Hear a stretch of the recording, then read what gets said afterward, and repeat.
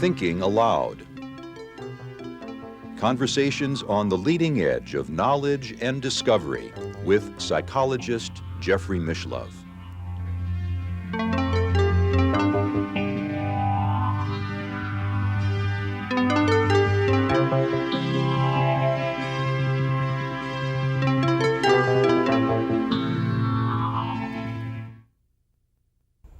Hello and welcome. I'm Jeffrey Mishlove. This is part 2 of a 2-part series on the dreaming universe with Dr. Fred Alan Wolf, author of The Dreaming Universe and recipient of the American Book Award for Taking the Quantum Leap, author of numerous other books including Parallel Universes, The Body Quantum, and The Eagle's Quest. Welcome again, Fred. Thank you, Jeffrey.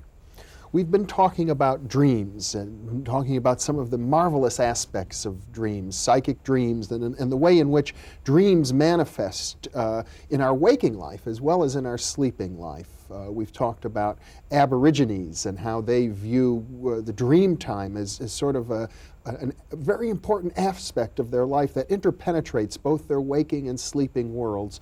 All of this, I think, brings us to the concept of synchronicity that was developed jointly by psychiatrist Carl Jung and physicist Wolfgang Pauli. Yes, interesting that you bring this up, because synchronicity is a very important part of the linking, or the way I think consciousness operates in the brain as well as in the dreaming brain. I think it's also operating in the conscious brain, and maybe the type of linking that's required to understand the collective unconscious, to understand the nature of the big dream or the tribal dream, which many people have a similar dream at the same time, a number of occurrences. Synchronicity is a very funny word. What do we mean by it? So maybe it would be useful to talk about just what the term means. The normal way we think in a Western world is we think causalistically, which means we think in terms of cause and effect. We think that if something happens, there had to have been a prior cause, and by prior we mean earlier in time to what's actually happening in the present moment. So we think that to every effect, to everything we observe, it is an effect. To every effect, there had to have been an earlier cause. Synchronicity does not deal with a causalistic or this prior cause worldview. It can link events that are in a time-ordered sequence. That is, one event could be before and one event could be after, but there's no way, or no mechanism, no means by which event A and event B, the two events in question, could be linked by some mechanical means. And yet, there's a meaningful, let's say, sense about these two events. There's something important about their occurrence. A trivial synchronicity in my life was when I was walking to give a lecture in New York City, in the lower part of Manhattan, and I passed through Washington Square, and I decided to take a random route to get to where I was going, and I was feeling princely, and I happened to look up at that moment to see where I was, and I was at Prince Street in New York City, and then I looked up over there, and a window with a flashing light was saying "Wolf Furs, Wolf Furs," flashing on and off. So here's Wolf on Prince, Prince Wolf. So that is a kind of a trivial but synchronicity. So synchronicities are meaningful events that are not causally connected, but yet are very, very important. In Jung's writings, he often refers to instances where his psychotherapy patients would describe dreams that would then happen. And sometimes events from the dreams would happen right as they were describing them. Yes, the famous story of the scarab, the beetle dream that a particular client was describing to Carl Jung. And at that moment, an actually large beetle, one unusual in that part of, I guess, Switzerland, where the office of Jung was at that time, actually appeared in the window and was scratching on the glass, making an obvious racket. Making a lot of noise, right. So that's another aspect of this form of what we call synchronicity. Suggesting, again, that the boundary between the world of dreams and the waking world is leaky. Things kind of interpenetrate each other. I think it does suggest that, and I think what's really important is to recognize that consciousness itself is a synchronistic event. if you think about the brain at all, even in a volume as small as my head, in order to be conscious, a number of events which can't be causally connected have to be firing simultaneously. And yet I have a sense of wholeness, a sense of being present as a single entity.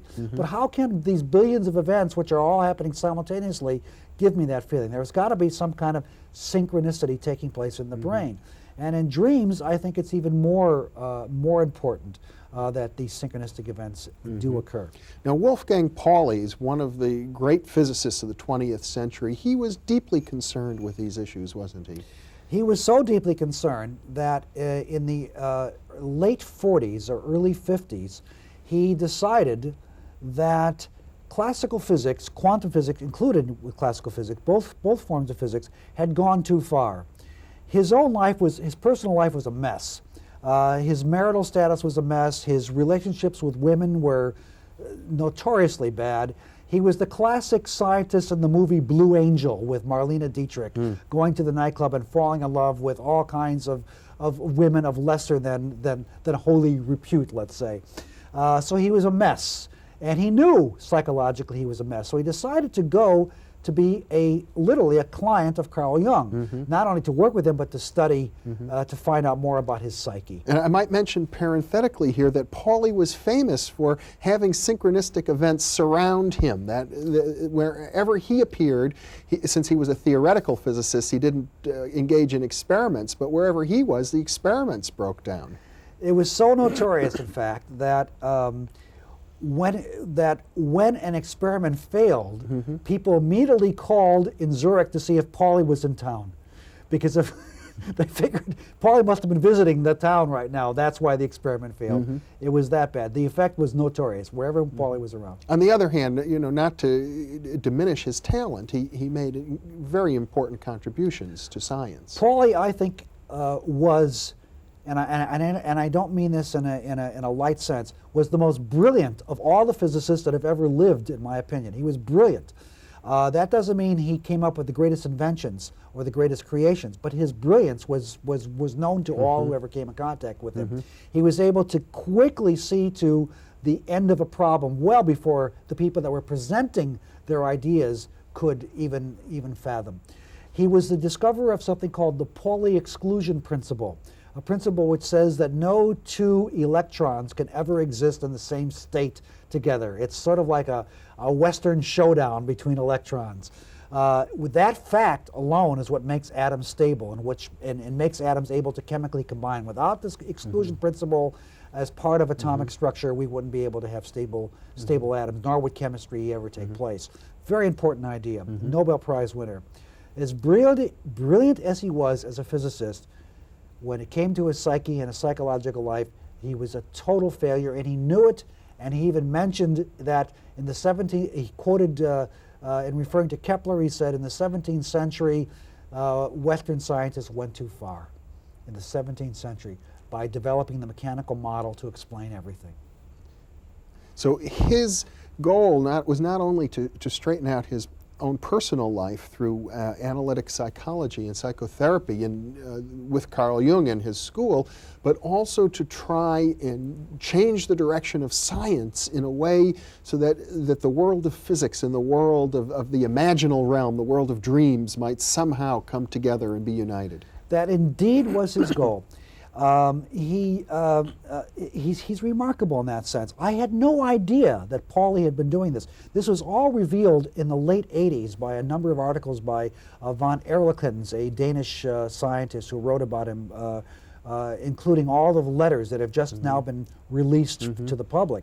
I had no idea that Pauli was interested in the psyche. I've been writing about the psyche since the late 70s and early 80s, so I was astonished because nobody had ever mentioned this before. Of course, he did. It was known that he was involved in the development of the theory of synchronicity with Jung. Yeah, he published a book with Jung, but in which he wrote a part of the book and Jung wrote the other part of the book, And really, he didn't talk very much. His part of the book had to do with Kepler and what Kepler's contribution to science was. He didn't really talk about synchronicity, but I suspect that there was an involvement there. But now we know what the dreams were that Pauli was having at this time. That's the revelation. And the dreams of Pauli were totally remarkable. They reflected all of his frustration, all of the sublimated desires that he never was able to fully come in contact with. One of there were characters that would appear in his dreams consistently. They would appear from dream to dream to dream. One of them was somebody he called the light dark man. Another was a woman that was very mysterious and exotic. And for Pauli, exotic meant being Chinese, so she was he called her the slit-eyed Chinese. She was very strange to him. The light dark man would come to him on a number of occasions. And one particular occasion that I'll mention that I think is very profound, the light dark man says, I want you to get me into the university in Zurich.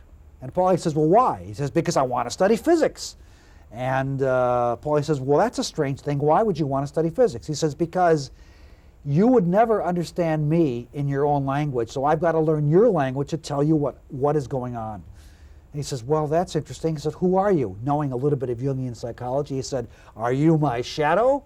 And the light dark man says, no, I stand between you and the light, so you are my shadow. Dream one. More dreams are coming. Another dream. Pauli has to do a class in physics. He comes to the university. He notices that he's scheduled to teach a class well into the semester, like in December, when the classes are all beginning on October 1st. And he thinks this is very strange. What's even stranger is the class he's asked to teach is in cookery. He has to teach how to cook. So, at the same time of this dream, at the same time of this event, he notices that all of his colleagues are gathered on the second floor of the building having this big meeting. So he goes upstairs to the meeting. At that moment, a fire breaks out in the building, and they're all running helter-skelter to get out of the building. He runs down the stairs. He comes into the street. He notices a taxi. He gets into the taxi, and who is driving? The light dark man. And Pauli says, oh, I'm so glad you're here. And the light dark man says, yes, I'm glad I'm here. Now I can take you where you really need to go. End of dream. What does the dream mean? Interesting. Cookery is the elements, the combining of the nuclear elements into the fiery pot of the universe to make the material world. What is the meaning of the fire? The second floor. Second floor, all you theoretical guys dreaming up these ideas, you have no connection with the ground floor where the real stuff is going on. So we're going to start a fire in your brain to get you out of your heads and into your bodies, into the material world, which is, of course, Pauli's great concern, having a lot of problems with psyche and body and so forth, but theoretically very good. While he's having these dreams, I suppose it is useful for historical purposes, and to add a little more juice to the story, he had fallen in love with Marie-Louise von Franz, the great Jungian analyst. Exactly. I'm so grateful that I had a chance to meet her recently. I don't know if I understand she has been ill for some time now, but I didn't know she was interested in Pauli this way. Their relationship had developed, I think, mainly because of Pauli's interest in her more than I think her interest in him. And then after a certain point, he decided that he didn't want to have what he called a mundane relationship with her. He wanted it to be on a more spiritual basis. But yet the influence of her in his dreams was also apparent in many of the dream contexts. And he shared these dreams with her. He definitely did. In fact, I think he worked with her as much in the latter part of his analysis as he did with Pauli himself. And as I recall, she later wrote a book on the symbolic meaning of numbers in mathematics with assistance from Pauli. Yes, her book Number and Time is brilliant. It's not very well known. I have one of the copies of it. It's extremely brilliant. And it's a key even to this whole story that we're telling now about the relationship. What is number? Everybody thinks, well, numbers are real. Nonsense. You can't find two anywhere.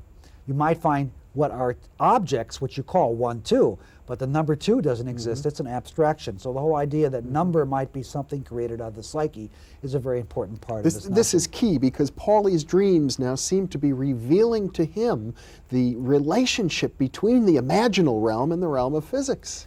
Yes. One of the dreams, one of the most prophetic, was the dream in which he meets the slant-eyed Chinese woman.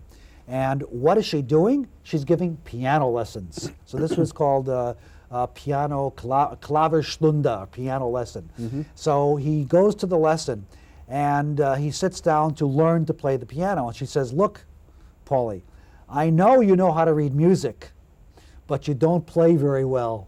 So you have to learn to play the piano." And he says, "Well, who is your teacher?" And she says, "My teacher is none other than the light dark man, of course, who knows more about piano playing than I do." And then she says, "Look, I want to give you something." And she takes from her finger a golden ring.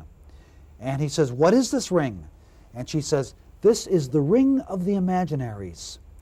And he says, "Ah, the circle, the ring of the imaginaries, has meaning in mathematics too, because it is the ring in the complex number plane, where the letter I, standing for the square root of -1, reflects the axes perpendicular to the axes of real numbers. And the circle reflects the movement of a wave as you move around the circle from real into imaginary, back into real, and on it goes." So therefore, Pauli says, this must be where the imaginal and the real coexist. This must be where the psyche and the physics join. So here is Pauli reflecting on it. Well, this was a wonderful insight. When Pauli woke up from this dream, he of course wrote it down and reported it to his what do you say, Anal Sands, and told him about it. However, the most unfortunate thing about Pauli is that he died at an early age. He was 58 when he died, so we'll never really know whether he was able to actually successfully complete the dream that he was always looking for, which is to unite the psyche with physics. But it seems as if, in this sense of numbers and the relationship between imaginary numbers and what we think of as real numbers, the real number line, that he was getting to the heart of the matter.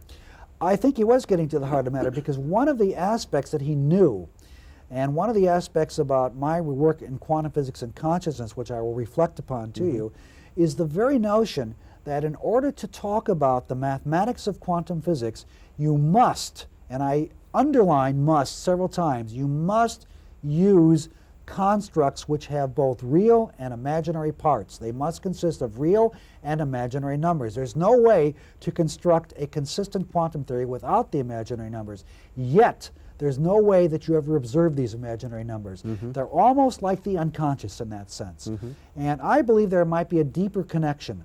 I believe that there might be a connection with what we call the structure of the ideal space of quantum physics, which maybe is beyond trying to understand simply, but the ideal space represents a space in which different ideas or concepts can be mapped into physical space.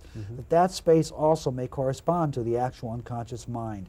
And it can't be done without using both real and imaginary numbers.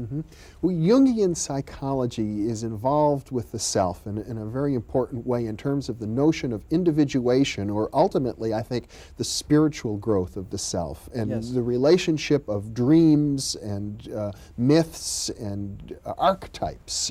Deep, powerful mental images in the development of the self. You are looking at dreams as developing the self in a physical sense, almost.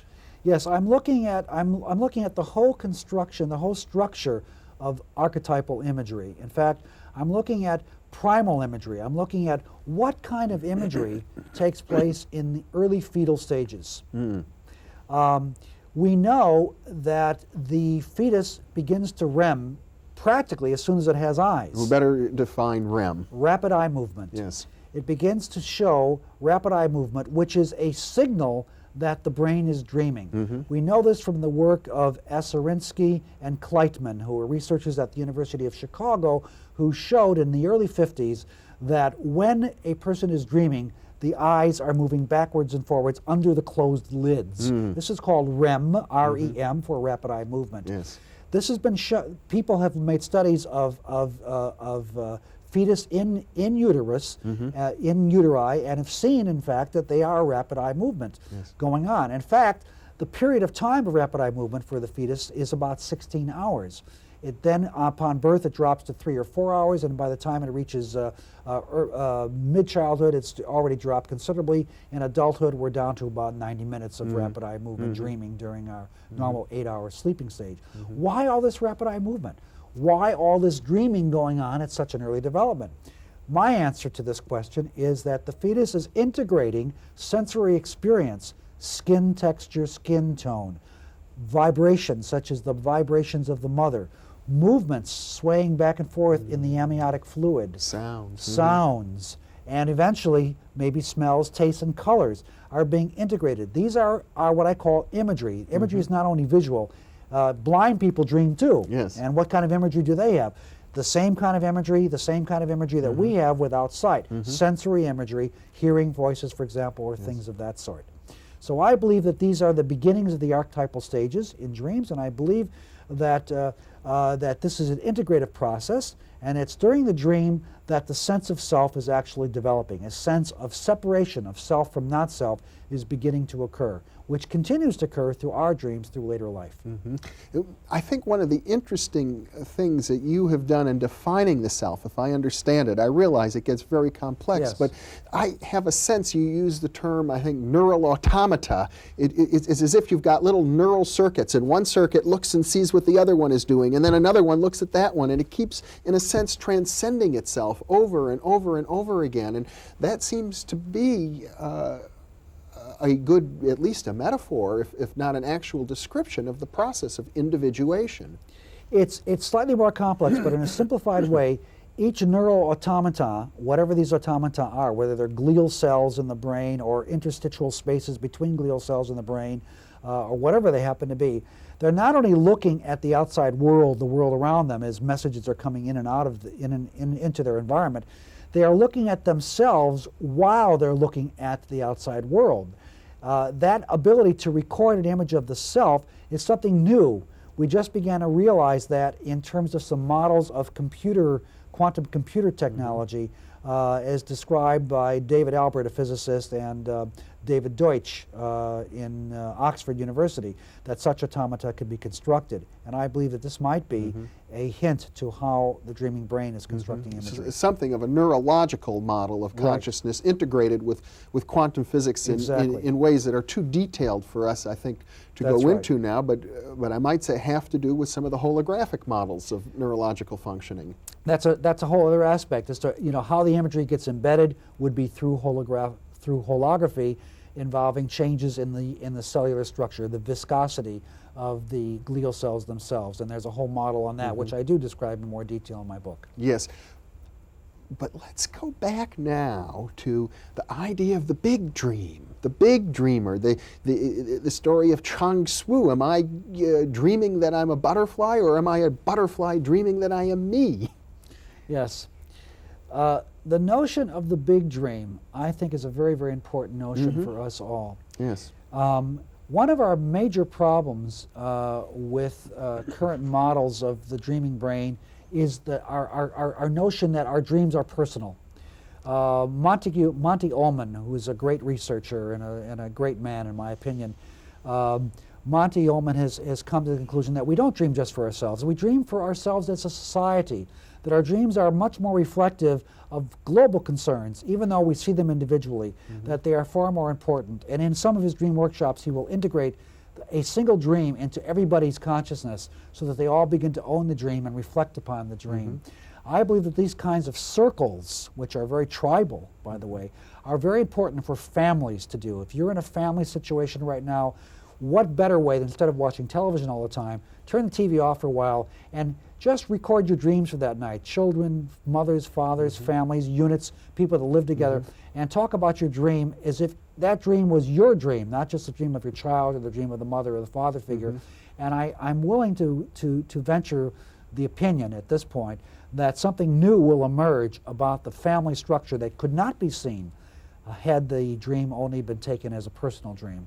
And I think if we take that metaphor to heart, we might begin to see that our dreams of concern about our bodily functions, our health and whatever, may be the dreams of the planetary concerns as well. And I think that's an important aspect of the Well, big we're dream. moving up now from the sense of self, the neurological sense of self, to the social, the family, even the global sense of self. But dreams, I think, even suggest a kind of larger consciousness, you know, the consciousness of God, or the cosmic consciousness in which all dreams are embedded.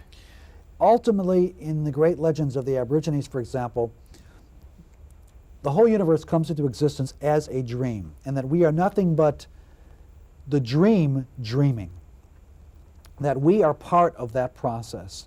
And the idea is wake up. The idea is to become lucid in the wake state as well as lucid in the dream state. And I think that is the goal, or I would say that's the carrot at the end of the rainbow, or whatever you want to talk about in this way. And I think this is not only possible, I think it's inevitable. In the end of your book, The Dreaming Universe, you describe an experience akin to that occurred to you. I wonder if you could... In reference to my sense of God? Yes. Yes, I had actually been in Esalen, and had been on the beautiful, as you know, central coastal areas of California. Yeah. And we have just 2 minutes. And yes, I can do this in 30 seconds.